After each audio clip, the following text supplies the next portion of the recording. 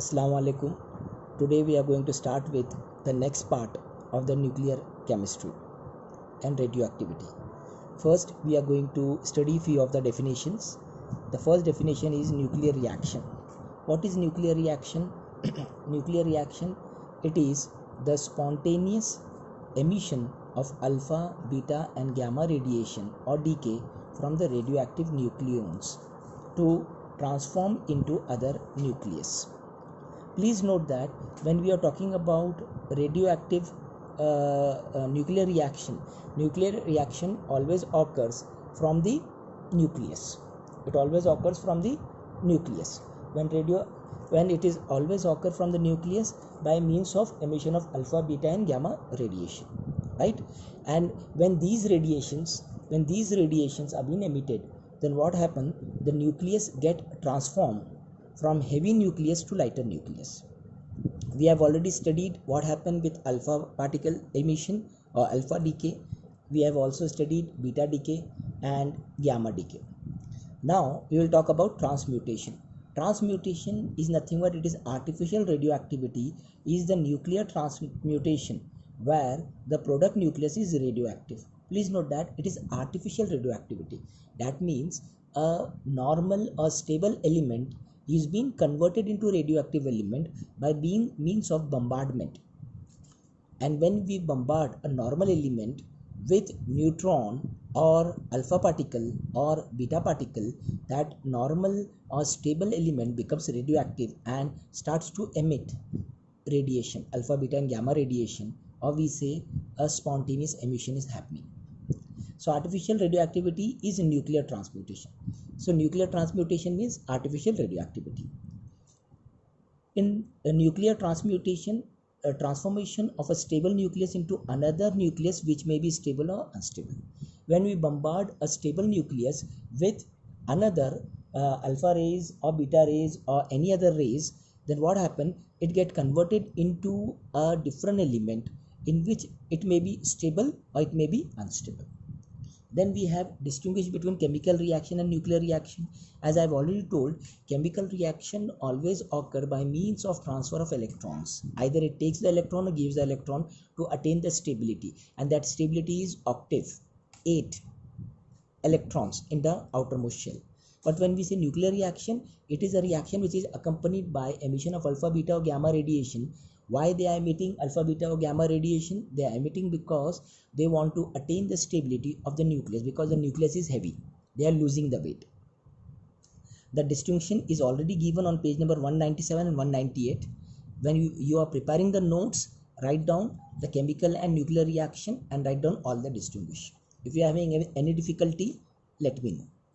Then we have induced or artificial radioactivity. Induced or artificial radioactivity means it is a nuclear transmutation in which stable nucleus is converted into radioactive nucleus by bombardment of radiation. When we bombard a stable element with a particular radiation, suppose alpha rays, then it get converted into what? Radioactive nucleus. And when it get converted into a radioactive nucleus, it start to emit alpha, beta and gamma radiation. Spontaneous radiation may happen. Let's take the example when boron B10 is bombarded with alpha particle. Again, it is a radiation. It transforms into radioactive nitrogen. What it is getting transformed into? Radioactive nitrogen, and which emits positron. Boron plus helium will give nitrogen and neutron. I am again repeating, when boron is bombarded with alpha particle, here helium means alpha particle, what we are getting? Nitrogen plus 1 neutron.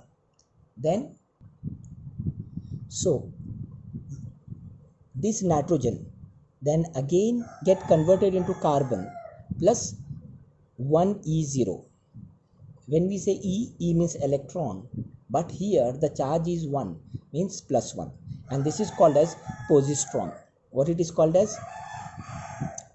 Positron. Positron means an positively charged electron. Positron is positively charged electron. That means it don't have mass, but it has plus 1 charge. Nuclear fission, the next part. What is nuclear fission?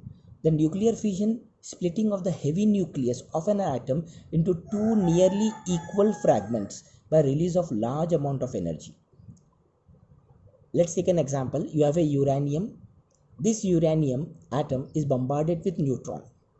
And when we bombard uranium atom, again we know uranium is a heavy nucleus. When it is bombarded with neutron, it gets converted into barium and krypton, 56Ba142 and 36Kr191. Again, if we take the example, it is 142 and 91. They are not nearly same, but more or less it has been divided. It is not exactly half, but nearly the same.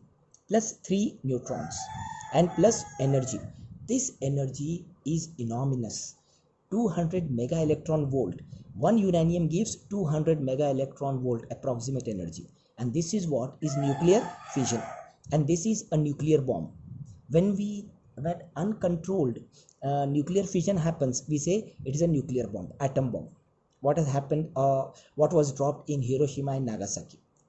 When uranium nucleus absorbs neutron, it splits into barium and krypton and releases large amount of energy, approximately 200 mega electron volt with 3 neutrons. These 3 neutrons again bombard 3 different uranium nucleus, which in turn generate 9 neutrons, and this is how the chain reaction happens. And when this uncontrolled chain reaction happens, we say it's a nuclear bomb. But when this controlled radioactive reaction takes place, we say it's a nuclear energy, which we generate in nuclear reactors to generate electricity. Even Tarapur in India, we are having a nuclear reactor which generates the nuclear electricity. Now, nuclear fission. Nuclear fission means to split, fusion means to join. The process in which the lighter nuclei combines or fuse together to form a heavy nucleus by release of very huge amount of energy is called as nuclear fusion. Please note, fission, splitting, fusion, to fuse, to come together. So lighter nuclei come together and to make a heavy nucleus. The energy released in this fusion is far more than energy released in fission. So fission releases less energy, fusion releases extraordinary amount of energy. And this we can take the example of sun and stars. It's a nuclear energy when the lighter and a nucleus combine together to give energy in the form of light and heat, and which is a solar system. Here we are having few examples. 1H1 plus 1H1 hydrogen atom, they combine to form deuterium plus -1E0. -1 is an electron which has a charge of -1 but negligible mass. We have a hydrogen atom when combined with deuterium atom, 1H2, we give helium. See, two lighter elements are getting combined to form heavy element. We have helium atom getting combined to form helium atom plus 2 hydrogen atom. Here it is again heavy because it has 4. Atomic mass is 4. 3 and 3 atomic mass are getting added to form 4 as an atomic mass. So it is a heavier.